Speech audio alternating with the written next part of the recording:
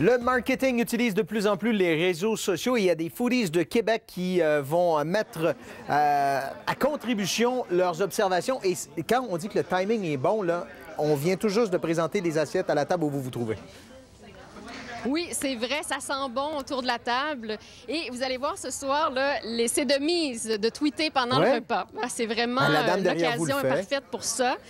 C'est un petit peu l'objectif d'être vu sur Twitter, d'être vu sur Facebook, sur des blogs. Je suis en compagnie du propriétaire du restaurant Il Mato sur la rue Miran qui se prête au jeu, également d'un Foodies de Québec. Vous, comme propriétaire, est-ce que c'est la première fois que vous vous lancez dans ce genre d'opération? On veut séduire un public ciblé.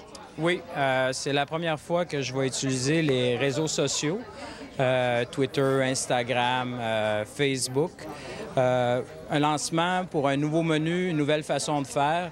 J'ai bien hâte de voir la retombée que ça va faire cette soirée-là. C'est sûr qu'on a tout le temps des grandes attentes comme une ouverture de restaurant, mais c'est du nouveau, puis j'aime le nouveau. Vous êtes là pour faire commenter un menu en particulier ce soir? Oui, bien, ça fait quand même 8 ans que je suis ouvert, mais je lance un nouveau menu, des nouveaux produits, tout en gardant les classiques. Puis d'une façon nouvelle, je voulais utiliser des nouveaux médias aussi en même temps pour lancer ce menu. Je ne voulais pas le faire à grande échelle, mais le bouche à oreille que j'aime beaucoup. Et cette façon-là me rattache énormément au bouche à oreille, mais plus modernisé. Oui. Francis Laplante, vous êtes le fondateur du Food Camp de Québec, un foodies très en vue. Vous pouvez rejoindre combien de personnes à votre avis?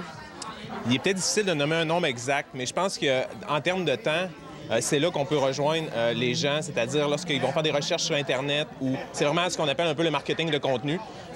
Les gens vont faire une recherche sur les Mato ou les meilleurs restaurants à Québec. Avec les blogueurs, c'est là qu'on vient chercher les personnes à l'externe. Puis, vous avez tweeté quoi là, depuis le genre du repas? Quel genre de choses vous pouvez écrire? En premier, il y a toujours le check-in avec Foursquare. Après, pour dire qu'on est présent sur place. Après ça, c'est surtout les photos Instagram. Puis par la suite, il y a en même temps toute la soirée sur Twitter. Puis après ça, c'est sur Facebook avec les billets qui sont écrits sur les blogs. Est-ce qu'on vous demande de plus en plus pour ce genre d'événement? Ça arrive assez régulièrement, oui. Parce que dans le fond, les gens sont au courant qu'il y a un effet, il y a une vague qui se crée en fin de compte. Les gens, ils publient, partagent. On donne en fin de compte le pouvoir à monsieur, madame, tout le monde. Au lieu de, j'aimais le terme du bouche à oreille, c'est un peu ça, mais c'est directement sur les réseaux sociaux, puis ça se passe directement, puis ça se diffuse aussi avec une grande facilité.